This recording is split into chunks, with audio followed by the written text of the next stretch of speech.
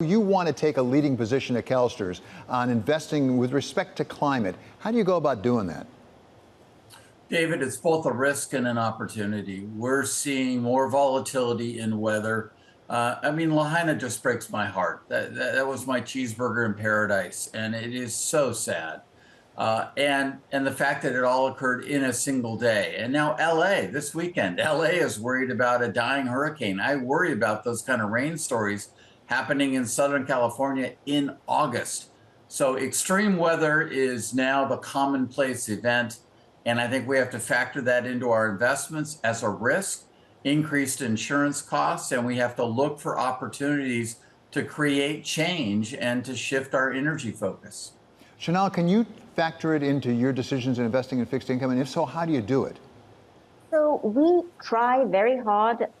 Across our corporates, we take a very close look at all of these factors which relate to climate, which relate not just to climate, but to governance and to other factors, but in particular, in light of recent events, looking at climate.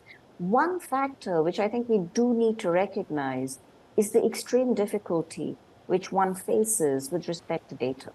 And it would be easy to say that you can make simple decisions and decide where to invest based on climate priorities. The problem is getting that information in a straightforward fashion, objective fashion across the board is not easy. It requires a great deal of due diligence from our analysts, and that's how we do it. Unfortunately, it is going to be somewhat qualitative. Right. So, Chris, pick up on that point. It is hard to do to get the data. How are you doing it at CalSTRS? I know you've been doing it for some time now.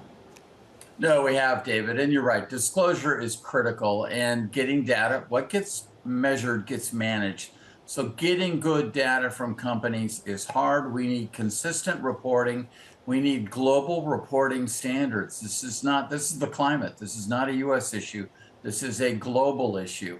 And to make it real for people, because too often I hear, oh, well, that's a one-off event. That's an unusual occurrence. You're going to see more flight disruptions, more dirty air, more weather extremes, heat and cold, more droughts and rain, and that's absolutely going to be consistent for the rest of our lifetimes. Get used to it and adjust. And that means our investment models have to adjust to the volatility.